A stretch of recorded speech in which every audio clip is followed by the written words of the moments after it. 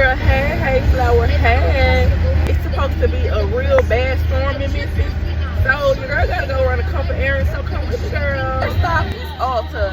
We got gift cards for my birthday last year that I have not used, from Christmas last year that I have not used.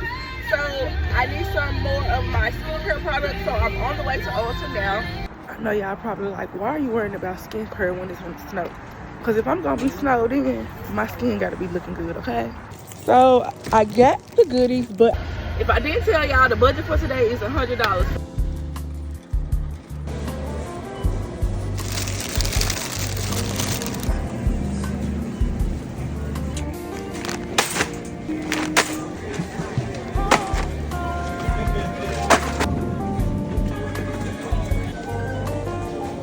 Y'all, we did so good in Trader Joe's.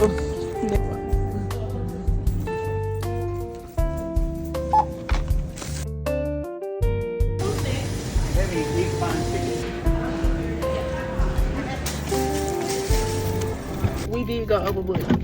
We did